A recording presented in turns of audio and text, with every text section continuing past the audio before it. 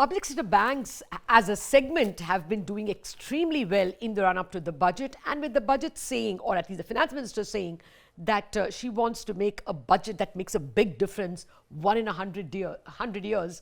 Our question is, what should we do for getting more bang for the banks? Okay, one stated policy of the government has been, and our reporters also picking it up, is that the number of banks be reduced, government-owned entities be reduced to 4 in every sector. So that includes public sector banks as well. They've already been reduced from 26 to 12. So further reduction. Now, what are the forms of further reduction?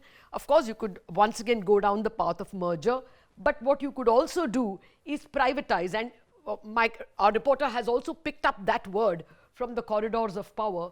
Maybe an experimental sale of some private bank or privatization of a bank or banks is possible. The other changes is, one keeps hearing this word, bank investment company. And that takes us back to PJ Nayak committee's recommendation that all the public sector banks be put under a holding company, and the government can sell stake even in that holding company, and thereby indirectly reduce the stake in public sector banks. And that gives a little operational freedom from probably entities like CAG and CVC, basically allows them to hire laterally without a national exam. Also bring banks under the Companies Act. At the moment, they are under the Banking Companies Act. If they are brought into the Companies Act, that could mean a bit of operational freedom. Nobody told us this. These are the possibilities that experts are expecting, and generally more freedom for public sector bank managements. Government is owner, but doesn't get into control.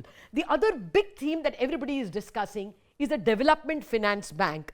The argument being that there is an asset liability mismatch for public sector banks. You depend on savings which a depositor can pull out any day. So to finance a 15-year, 10-year project, let us have a development financial bank.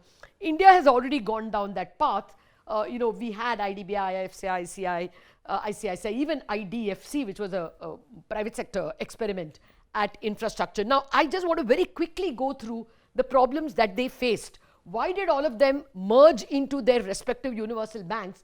They always had a problem of how to source funds. They don't have a savings deposit like a universal bank has.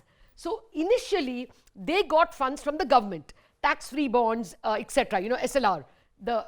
So equity came from the government itself. Afterwards, the government ran out of money. It asked them to fund itself from the market, and that was a big problem for these banks, because they had to raise money expensively and therefore could not compete much with universal banks, and then therefore they merged. You saw the reverse merger of ICICI with ICICI Bank, IDBI with IDBI Bank, etc., etc. So how are we going to redesign the development finance institution if we are going to have them at all?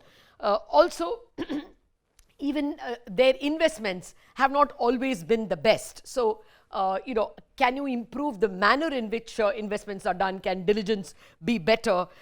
Maybe now the source of funds can improve because there are insurance companies and pension funds more than they were in the past. What are the past mistakes we can avoid when we redesign the development finance bank, if indeed there's one? There is a third point, time willing, we should be able to discuss, and that is, how do you resolve the problems of bad loans that may come up because of COVID? Should we do something, speed up the IBC implementation, which has been put in cold storage, bad bank, other such ideas, time permitting?